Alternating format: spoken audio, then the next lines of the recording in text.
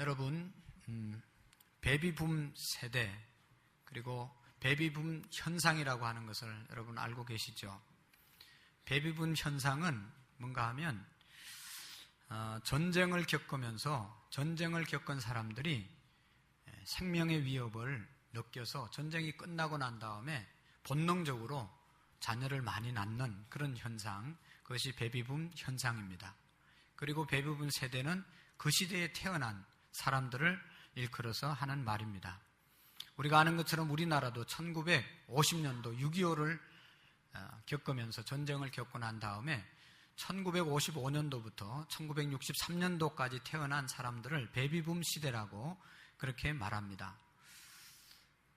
저도 베이비붐 세대 중에 한 사람인데 제가 시골에서 자랄 때 보면 그 시대에 자녀들이 가정마다 여러 명들이 있었습니다. 특별히 학교에서는 한 반에 60명, 70명의 아이들이 함께 공부를 했습니다.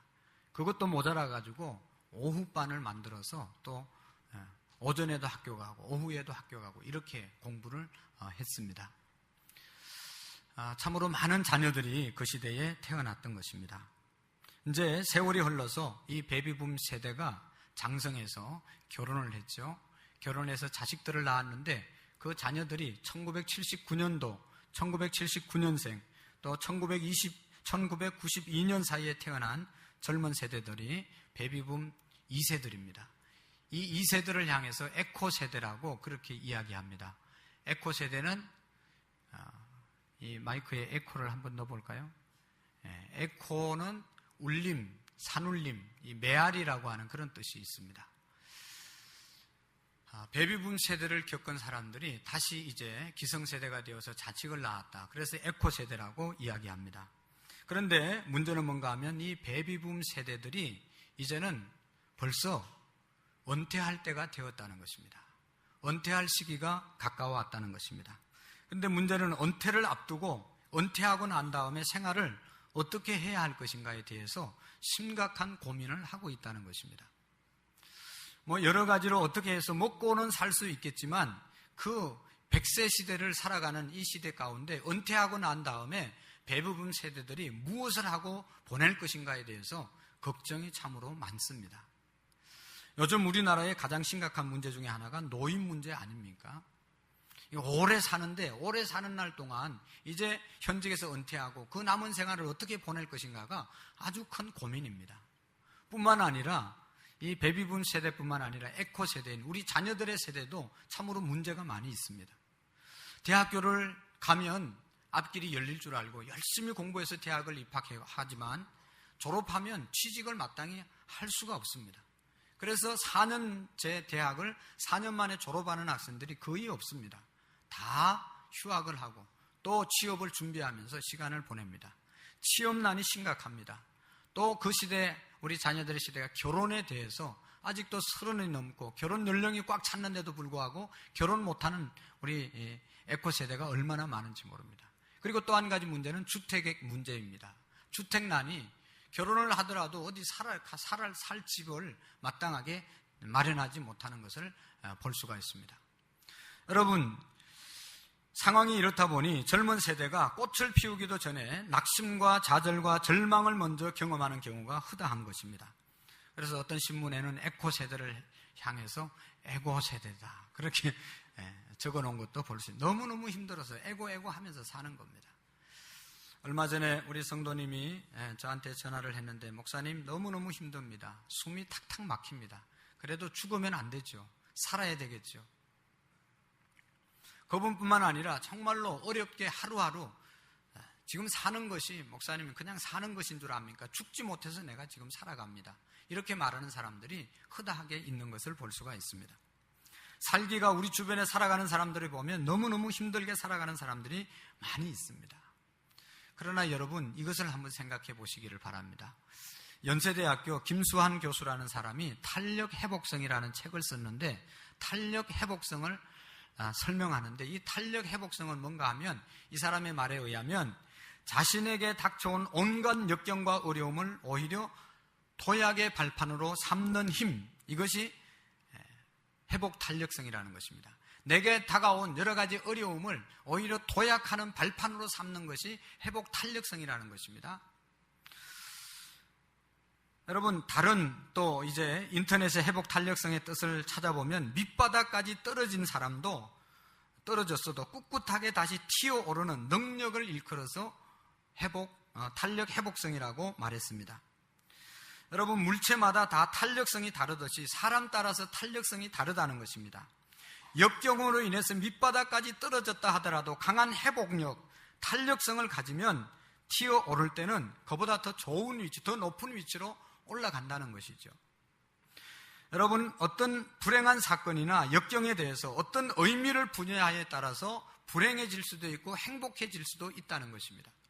탄력성이라는 것은 우리가 아는 것처럼 공을 땅에 탁 때리면 맞고 튀어오르는 것이 탄력성이죠. 그래서 여러분, 이 세게 때리면 물건마다 다르겠지만 이게 세게 때리면 이게 떨어진 위치보다 더 높이 올라간다는 것입니다. 여러분, 이렇게 어렵고 힘든 세대를 살아가는 저와 여러분들에게 꼭 필요한 것이 이 회복 탄력성이라고 생각을 합니다. 우리에게 회복 탄력성만 있으면 어떤 어려움이 와도 다시 회복되는 그런 은혜가 있을 줄로 믿습니다. 여러분, 이분이 하는 이야기가 성공에 대해서 이렇게 말씀하고 있습니다. 성공이라는 것은 실패와 좌절을 경험하지 않는 것이 아니라 실패와 좌절을 통해서 그것을 잘 극복해서 받는 선물이 성공이다. 그렇게 정의했습니다. 성공하는 사람은 어려움을 당하지 않고 실패를 당하지 않아서 성공하는 것이 아니라 그런 가운데서, 실패 가운데서도 다시 일어나는 그러한 마음이 바로 성공이라고 말하고 있습니다. 여러분, 이 책을 읽다가 제가 느낀 것이 있는데, 여러분, 어느 세대든지 누구든지 다 이렇게 힘들게 살아간다고 하면, 어차피 힘든 세상을 산다고 하면 힘들다고 말하지 말고 회복 탄력성을 우리가 강하게 가져서 다시 더 일어날 수 있는 그런 축복의 사람들이 되어야 되겠다는 것입니다. 힘들다 아무리 이야기해도 그 힘듦이 해결되어지지 않습니다. 힘들 때 더욱 우리가 탄력 회복성을 회복해서 더 높이 올라가는 그 어려움을 더 좋은 것으로 바꾸는 저와 여러분들이 될 수 있기를 원합니다. 여러분, 인생의 밑바닥까지 떨어졌어도 꿋꿋하게 다시 튀어오를 수 있는 힘이 있다면 사람들은 절망 속에서 다시 일어날 수 있을 것입니다.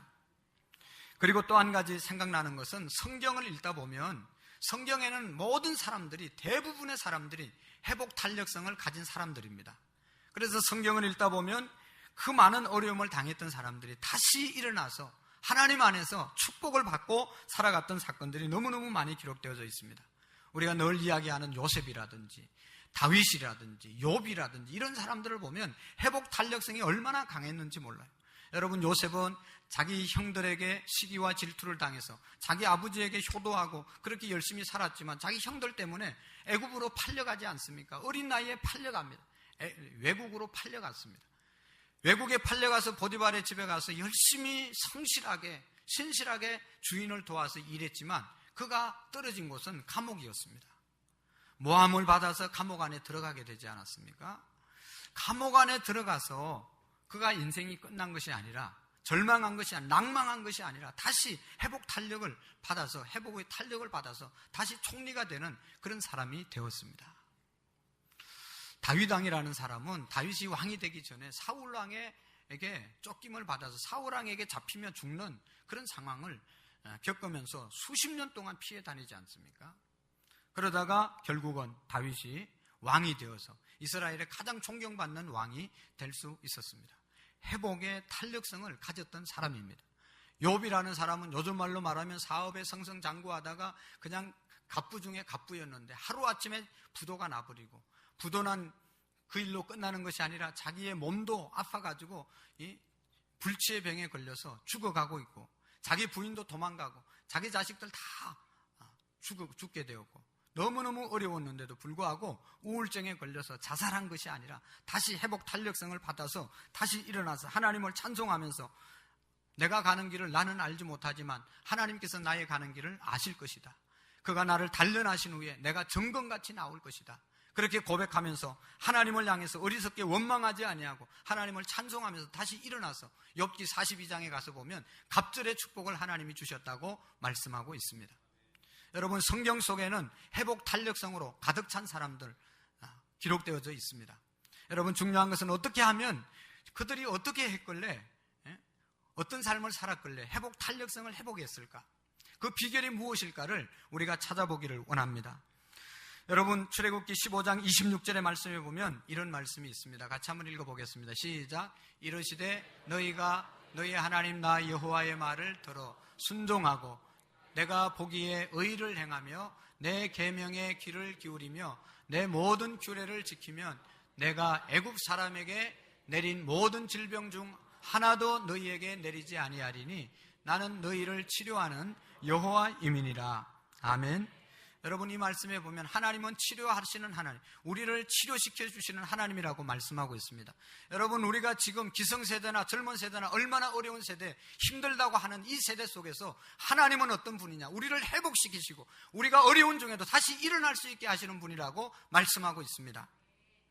하나님을 가르쳐서 치료하시는 하나님이라고, 위로하시는 하나님이라고 말씀하고 있습니다. 어떤 자에게 하나님께서 위로하시고 치료해 주신다고 말씀하고 있습니까?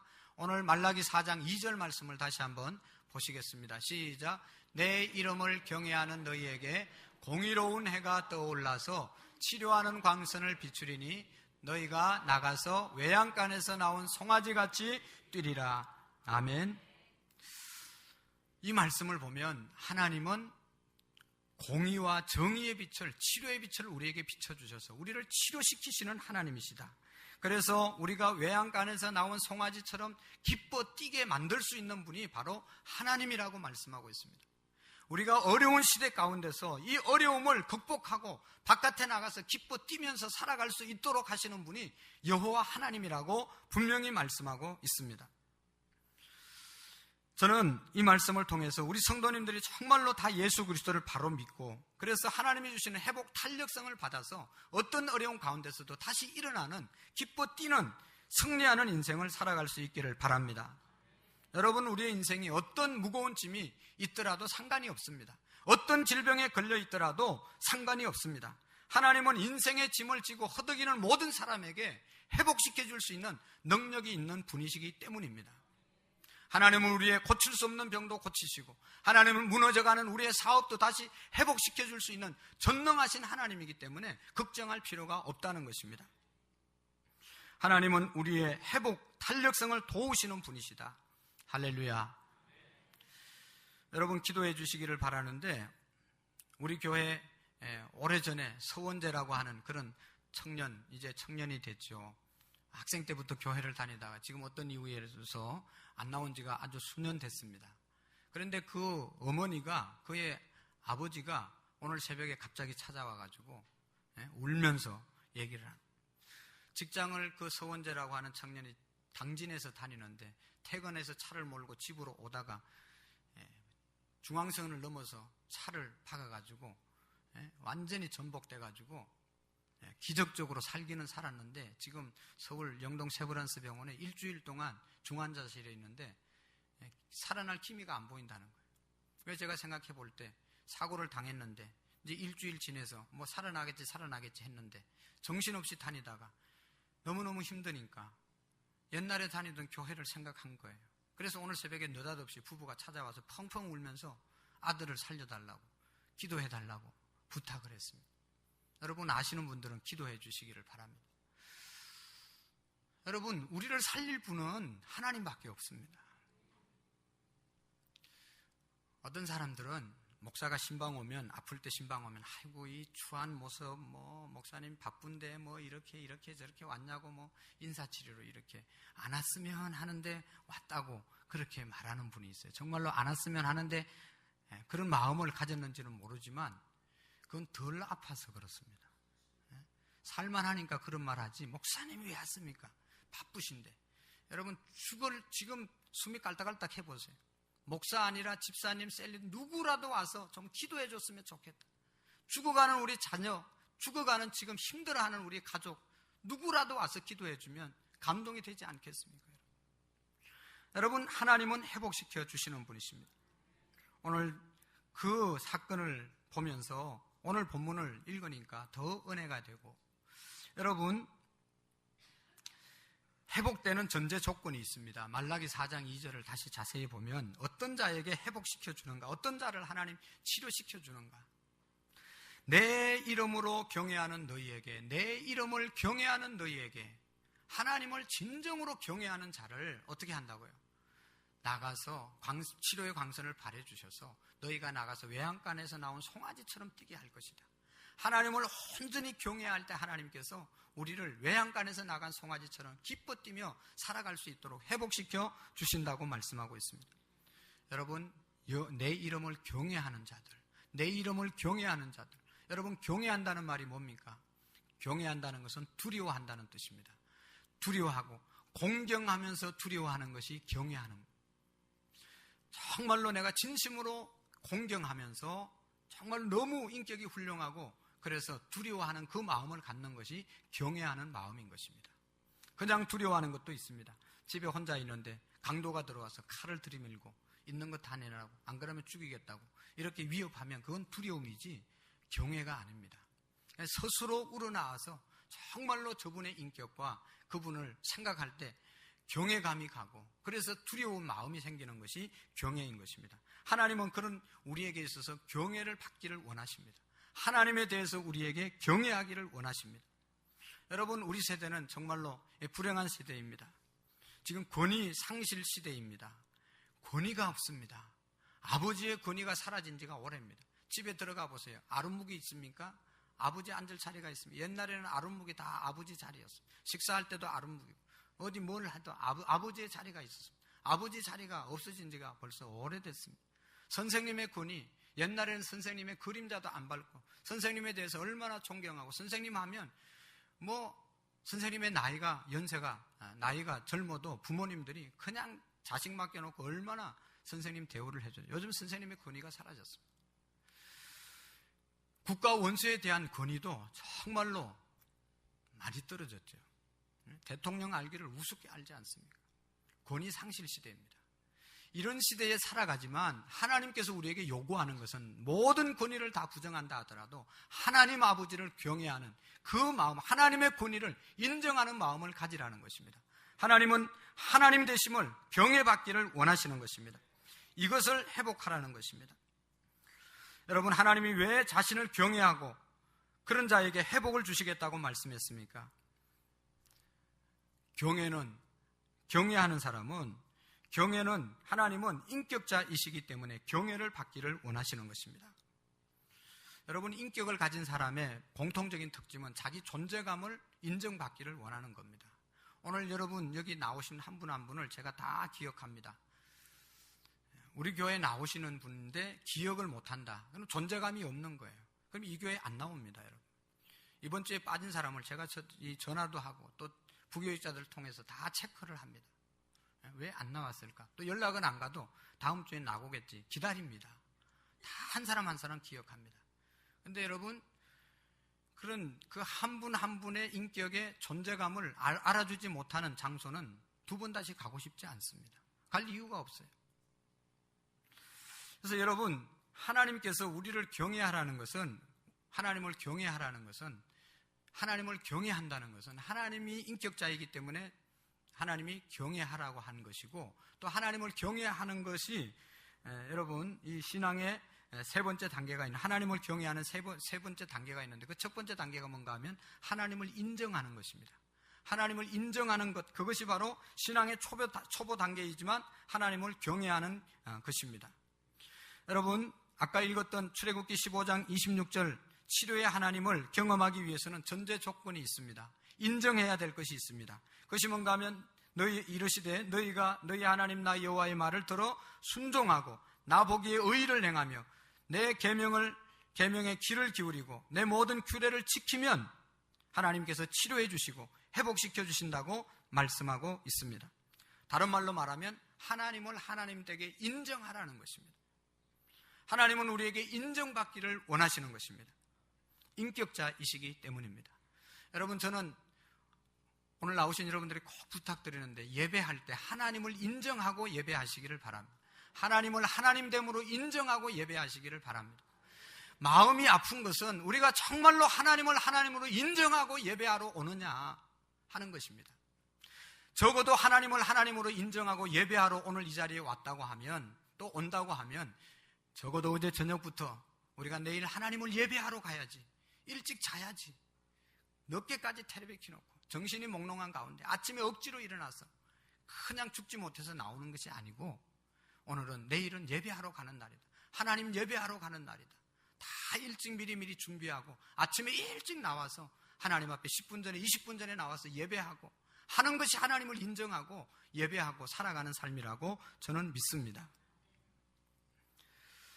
여러분, 우리가 돌을 예배한다든지 무슨 나무에게 절을 한다든지 나무를 달을 섬긴다든지 죽은 신을 섬기는 것이 아니라 지금도 우리와 함께 살아계시고 인격을 가지신 하나님을 예배하는 것입니다. 여러분, 우리는 다 인격적인 존재이기 때문에 존재감을 얻기를 원하는 것입니다. 여러분, 오늘도 찬양대, 교사, 또 곳곳에서 안내, 식당 봉사 얼마나 수고를 많이 하십니까? 너무너무 수고를 많이 하십니다. 다른 어떤 교회 성도들보다도 진심을 다해서 봉사하는 여러분들의 모습에 존경을 표하고 너무너무 귀한 것입니다.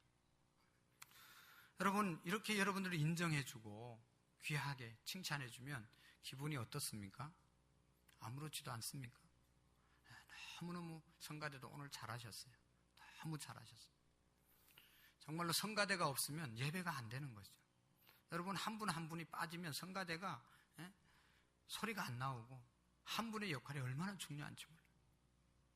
여러분들이 가장 귀하신 분들입니다. 여러분, 기분이 어떠세요? 좋죠? 네. 좋다고 말도 못하고 하여튼 좋지만, 저도요, 여러분, 이렇게 설교하면서 안 쳐다보는 것 같지만 다 보입니다. 설교를 이렇게 하고 있는데, 야, 목사님 설교 참 잘하네, 정말로 훌륭하시네, 그러면서 저 말씀이 진리지, 아멘이지, 그러면서 아멘 하면서 쳐다보고 존경의 눈초리로 쳐다보는 사람은 제가 마음속으로 얼마나 존경하는지 몰라요. 저분은 참 훌륭하시네, 나를 알아주니까. 다 이 훌륭한 사람끼리 서로 통하는 것이지, 이게 그런 거 아니겠어요? 찬양을 잘한다는 것은 찬양을 내가 그만큼 아니까 잘한다고 말하는 것 아니겠어요? 아무것도 모르는 사람은 그냥 오늘도 했네, 그냥 칭찬할 줄도 모르고 그러지만, 잘한 것을 알면 잘한 것을 인정해주고 칭찬해 주는 것이죠. 여러분들이 가실 때 저한테 인사하면서, 목사님 오늘 설교 끝내줬습니다, 너무너무 은혜 받았습니다, 정말로 나도 한 주간 그렇게 살겠습니다, 목사님 힘내십시오, 그렇게 인사하고 가는 사람을 보면 내가 일주일 내에 그 사람 때문에 설교 준비 코피 터지게 준비할 거예요. 다음 주에도 그 소리 들어야 되겠다, 그런 마음을 가지고 열심히 하지 않겠습니까? 여러분, 다 인격적인 존재이기 때문에 우리가 다 인정받고 싶어 하는 것입니다. 그런 의미에서 여러분, 가정생활도 꼭 그렇게 하시기를 바랍니다. 우리 성도님들이 정말로 부부간에 아침에 출근할 때 남편을 향해서 무슨 말로 격려할까 좀 생각했다가 남편이 출근하려고 할 때 남편을 향해서 격려와 칭찬과 용기를 주는 그런 말을 아내가 하면 남편이 하루 종일 얼마나 기쁘게 일하겠어요. 또 들어와서 오늘 우리 집안 먹이 살리느라고 하루 종일 더운데 얼마나 수고 많았냐고, 당신이 없었으면 우리는 다 힘들 텐데 당신 때문에 우리가 이렇게 편안하게 산다고 칭찬해주고 격려해주면 얼마나 남편이 좋겠어요. 요즘 함께 맞벌이 하면서 맞벌이 하는 아내들도 많은데 아내들에게도 마찬가지입니다. 남편들이 아내를 어떻게 했었든지 격려해주고 싶고, 격려하고 칭찬해주고 인정해주고, 당신 내가 정말로 부족해서 무능해서 직장생활 하는데 조금만 더 기다리고 내가 정말로 당신을 위해서 열심히 일하겠다고 이렇게 아내를 격려하는 그런 말을 할 때 아내가 얼마나 힘이 나서 열심히 가정을 섬기겠어요. 여러분, 자녀들을 향해서 마찬가지입니다. 네가 우리 집의 가문의 영광이다. 나는 너만 할 때 아무것도 못하고 너처럼 공부를 그렇게 못했는데 너는 어떻게 그렇게 공부도 잘하고 똑똑하고, 네가 우리 집에 있기 때문에 우리가 너무너무 기쁨을 얻는다. 자식을 향해서도 격려해주고 칭찬해주고 인정해주면 그 가정이 얼마나 행복하겠습니까? 사람은 누구나 인정과 칭찬을 받고 싶어 하는 것처럼 인격을 가지신 하나님께서도 그렇게 우리에게 인정을 받기를 원하시는 것입니다. 성도 간의 신앙생활도 마찬가지입니다. 여러분, 우리 권사님들이, 여전도 회장들이, 남전도 회장들이, 장로님들이, 우리 집사님 한 분 한 분들이 얼마나 수고를 많이 하고 섬기고 있습니까? 그냥 머리로만 알고 있지 마시고 서로서로에게 존경합니다, 수고합니다, 힘내십시오, 격려해 줄 수 있는 은혜가 있기를 원합니다. 여러분, 제가 신앙생활하면서 느끼는 것은 내 인생이 달라지기 위해서는 두 가지를 계속 실천하면 인생이 달라집니다. 그게 하나가 뭔가 하면 하나님을 계속 인정하는 겁니다. 내 생활 가운데 오늘도 지금 설교하면서 하나님이 도와주시고 하나님이 이 자리에 함께 하시고 하나님의 역사가 함께 하신다고, 하나님이 함께 하신다고 하나님을 인정할 때 내 인생이 변하는 겁니다. 그리고 인정할 뿐만 아니라 인정하시는 그 하나님을 내가 입술로 고백할 때 내 인생이 점점 풍성해지는 것입니다. 하나님 지금도 도와주세요. 하나님 오늘 신방 가는데 그 가정에 가서 귀한 말씀, 잘 말씀 전할 수 있도록 하나님 지혜를 주시고 말씀을 주시옵소서. 하나님, 내가 지금 병원 신방 가는데 기도할 때 빠른 쾌유가 있게 해주시고 그가 위로받게 해주시고 일어나게 해주시고 하나님 역사가 있게 해주십시오. 하나님 도와주십시오. 하나님이 도와주셔야 됩니다. 하나님의 존재를 인정하고 하나님께 도움을 구하고 고백하면 내 인생이 점점 풍성해지는 것입니다. 여러분들도 그렇게 해보세요. 내 삶 가운데 하나님이 함께 하시고 또 우리의 가정 가운데 함께 하시고 하나님 오늘도 우리를 도와주십시오. 하나님 앞에 기도할 때 여러분 우리의 인생이 더욱 풍성해질 줄로 믿습니다. 하나님은 우리에게 요구하시는 것이 큰 걸 요구하는 게 아닙니다. 너 다음 주에 올 때 돈 1,000만 원 헌금해라, 그렇게 요구하시지 않았어요. 너 내가 구원해 줬으니 너 영원히 천국 갈 거니까 팔 한 짝 잘라가지고 하나님께 드리라, 그렇게 요구하는 하나님이 아닙니다. 하나님의 요구는 큰 것보다도 내 존재를 인정해 달라는, 하나님을 하나님으로 인정하라는 것입니다. 하나님을 하나님으로 인정하고 기도하라고, 이 예배하라는 것이 하나님께서 우리에게 요구하시는 것입니다. 여러분, 잠언 3장 6절 말씀해 보시면 너는 범사에 그를 인정하라, 그리하면 내 길을 지도하시리라. 하나님을 인정하면 갈 길을 알지 못하고 방황하는 혼란스럽게 살아가는 우리의 인생길을 하나님이 인도해 주시겠다고 말씀하고 있습니다. 여러분, 하나님 인정하는 것, 이것이 하나님을 경외하는 것입니다. 두 번째로 하나님을 인정하는 것은, 경외하는 것은 하나님의 영향력 아래 들어오는 것입니다. 하나님의 영향력 아래 들어가는 것이 하나님을 경외하는 것입니다. 여러분, 우리가 누구의 영향력 아래 있느냐에 따라서 우리 인생이 엄청나게 달라지는 것. 여러분, 제가 지금 북한에서 태어나서 북한에서 성장하고 북한에서 지금 살아있다면 내가 아무리 열심히 노력하고 내가 아무리 머리가 좋고 내가 아무리 훌륭해도 북한의 영향 아래 있으면 가난하고 힘들고 어렵게 살아갈 수밖에 없습니다. 감사하게도 대한민국에 태어나서 대한민국의 영향권 아래 있기 때문에 이렇게 풍성하게 우리가 살아가는 것이죠.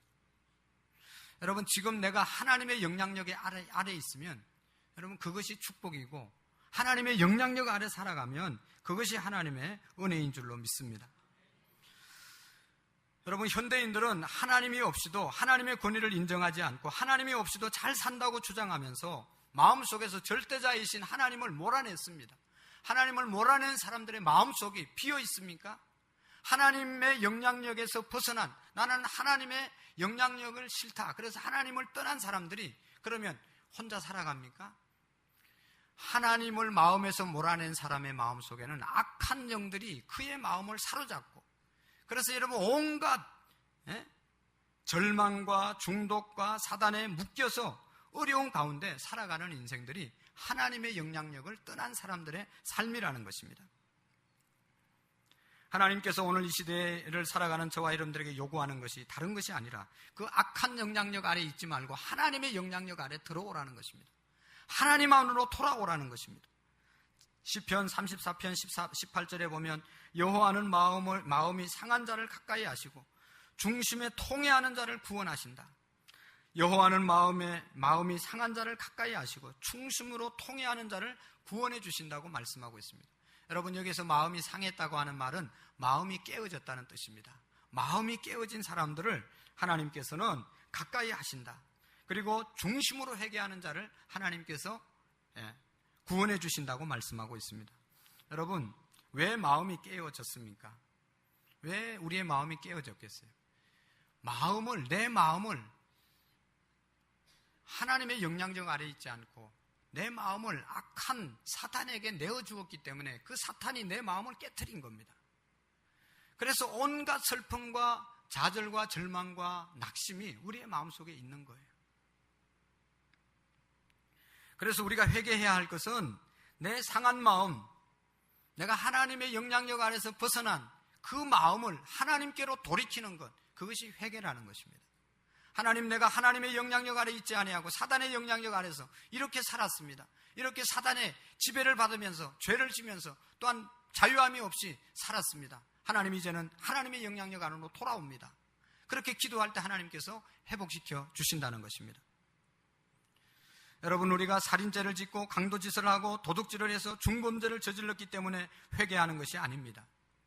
하나님의 영향력에서 벗어난 것, 하나님이 말씀하시는 것을 내가 순종하지 않고 하나님의 말씀이 들려지지 않는 하나님의 영향권 밖에 있었던 삶을 돌이켜서 회개해서 하나님 앞에 엎드리는 것이 진정한 회개라는 것입니다. 사랑하는 성도 여러분, 혹시 지금 우리 중에 마음이 깨어져서 고통을 당하고 있는 분이 계십니까? 그렇다면 지금이 하나님 만날 수 있는 절호의 기회인 것입니다. 하나님은 마음이 상한 자, 마음이 깨진 자를 가까이 하신다고 말씀하지 않습니까? 영국의 유명한 시인이었던 오스카 와일드는 이런 이야기를 했습니다. 상한 마음을 통하지 않고 어떻게 주 예수 그리스도를 우리의 마음속에 드릴 수 있단 말입니까? 여러분, 우리의 상한 마음이 하나님을 만나는 축복의 통로가 된다는 것을 믿으시기를 바랍니다. 그러기 위해서는 우리가 하나님의 영향권 안으로 들어오셔야 합니다. 그럴 때 이 상한 깨진 마음이 오히려 축복과 소망의 마음이 되어질 수 있는 것입니다. 사람들이 하나님의 영향권을 자꾸 벗어나려고 그러잖아요. 교회를 나와도 교회에서 하는, 하나님을 위해서 하는 일들에 대해서 적당하게 거리를 두고 자꾸만 멀리 가잖아요. 정말로 안타까운 것은 요즘 전화가 다 있습니다. 핸드폰을 왜 만들었겠어요? 왜 가져다닙니까? 어디에서든지 전화 받기 위해서 핸드폰을 가져다니는데 교회에서 전화를 하면 전화를 안 받아요. 교회 영향권에서 벗어나고 싶어요. 하나님의 영향권에서 벗어나고 싶어요. 주일날 왜 못 나오셨습니까? 무슨 일이 있습니까? 좀 기도하고 궁금해서 전화를 하는데도 하나님과의 관계를, 영향력을 안 받으려고 그러는 사람들이 간혹 있습니다. 여러분, 그걸 회개하라는 건 하나님의 영향권 안으로 들어오지 않고 자꾸 벗어나고, 벗어나면 벗어나는 게 아니라고 그랬잖아요. 악한 것이 우리의 마음을 지배하게 되는 것입니다. 그리고 세 번째, 하나님을 경외하는 마음은 하나님이 주시는 진정한 기쁨을 회복하고 누리는 단계입니다. 누리는 단계. 말라기 4장 2절에 보면 하나님께서 하나님을 경외하는 자에게 어떤 일이 일어난다고 말씀하고 있습니까? 내 이름을 경외하는 너희에게 공의로운 해가 떠올라서 치료의 광선을 발하리니, 바라면 어떻게 됩니까? 너희가 나가서 외양간에서 나온 송아지같이 뛰리라 말씀하고 있습니다. 외양간에서 나온 송아지처럼 뛰는 역사가 있을 것이다. 나가서 뛴다, 나가서 뛴다라는 말을 전제한 그 전에 말의 뜻은 뭔가 하면 그전에는 나가서 뛸 수 없는 묶여있는 존재였다는 것입니다. 악한 사단의 악한 영향력 아래 갇혀 있었고, 악한 습관에 매여 있었고, 좌절과 절망의 구렁텅이 속에 갇혀 있었던 우리를 하나님을 경외하면 이제는 치료하셔서 회복시키셔서 그 악한 것들로부터, 그 영향력으로부터 벗어나서 이제는 하나님을 경외하고 하나님을 찬양할 수 있는, 그러한 기뻐할 수 있는 존재로 만들어 주시겠다는 것입니다. 여러분, 이 말씀을 보면서 사도행전 3장의 내용을 생각할 수가 있습니다. 사도행전 3장에 보면 성전 문 앞에 40년 동안 한 번도 걸어보지 못한, 나면서부터 걸어보지 못한 사람이 앉아서 구걸을 하지 않습니까? 성전에 드나드는 사람들이 불쌍하다고 하나씩 다 이렇게 돈을 던져주면 그거 가지고 하루 종일 이제 있다가 집에 돌아가서 그것으로 사는 그런 거지가 있었습니다. 그런데 베드로와 요한이 성전 안에 들어갈 때 이 사람이 역시 구걸을 했습니다. 그럴 때 베드로와 요한은 내게는 은과 금은 없지만 내게 있는 곳으로 내게 주노니 나사렛 예수 그리스도의 이름으로 일어나 걸으라고 그의 손을 붙잡고 일으켰습니다. 그럴 때 이 한 번도 걸어보지 못한 장애인이 일어나서 걷기도 하고 뛰기도 하고 성전 안에 들어가서 하나님을 찬송하고 하나님을 전거하는 삶을 살았다는 것입니다. 여러분, 신앙의 초보 단계에 있는 사람이든지 신앙생활을 오래 한 사람이라든지 진정한 신앙의 기쁨을 우리가 누리면서 사셔야 됩니다. 하나님 앞에 들어와서 걷기도 하고 뛰기도 하고 찬송하며 자원하는 마음으로 하나님을 예배하면서 살아야 되는 것입니다. 한 번도 걸어보지 못한 사람처럼 날마다 다른 사람의 권유에 따라서 교회 나오는 것이 아니라, 억지로 나오는 것이 아니라 자원하는 마음으로 나와서 정말로 신령과 진정으로 기쁨으로 찬송할 수 있는 그런 믿음의 삶이 하나님을 경외하는 삶이라는 것입니다. 여러분, 지금도 치유의 역사는 계속 일어나고 있습니다. 예수님께서 12제자를 부르셔서 그들에게 각 마을로 파송시키면서 복음을 전파하게 하셨습니다. 그리고 제자들이 가는 곳마다, 복음이 전거되는 곳마다 치유의 역사가 일어났습니다. 누가복음 9장 6절에 보면 제자들이 나가 각 마을에 두루 다니며 곳곳에 복음을 전하며 병을 고치더라, 그렇게 말씀하고 있습니다. 여러분, 제자들이 각 마을에 두루 다니며 복음을 전거할 때 병이 고쳐지는 그런 역사가 일어났습니다. 옛날만이 아니라 저는 지금도 확실히 믿기는, 복음이 제대로 전거되는 곳마다 하나님의 역사, 치유의 역사가 지금도 일어나게 되는 것입니다. 복음이 온전하게 우리의 심령 속에 전달되면 영혼이 치료받고 마음이 치료받고 육신이 치료되는 그런 역사가 있습니다. 여러분, 이사야서 53장 5절 말씀을 한번 보시면, 그가 찔림은 우리의 허물 때문이요 그가 상함은 우리의 죄악 때문이라. 그가 징계를 받음으로 우리는 평화를 누리고 그가 채찍에 맞음으로 우리는 나음을 받았도다. 할렐루야. 예수님이 찔리고 그것은 우리의 허물 때문이고 예수님이 상한 것은 우리의 죄악 때문이라고 말씀하고 있습니다. 예수님이 징계를 받음으로 우리가 나음을 받았다고, 평화를 입게 되었다고 선포하고 있습니다. 여러분, 놀라운 치유가 오늘도 계속 일어나고 있습니다. 복음을 여러분 거절하지 마시고 복음을 받아들이시기를 바랍니다. 치유의 하나님의 은혜가 우리에게 임하게 될 줄로 믿습니다. 하나님을 경외하는 자에게 이런 역사가 있습니다. 하나님을 경외한다는 것은, 다시 말씀드리면, 첫 번째로 뭐라고 그랬어요? 하나님을 하나님으로 인정하는 것입니다. 두 번째로 하나님의 영향권 안으로 들어오는 것입니다. 그리고 하나님의 영향권 안에서 마음껏 하나님의 주시는 은혜와 기쁨을 누리면서, 복음을 누리면서 살아가는 삶, 이것이 바로 경외하는 삶입니다. 이런 자에게 외양간에 갇혀있던 소가 나와서 뛰는 것처럼 기쁨과 만족과 감사가 있을 줄로 믿습니다. 기도하시겠습니다.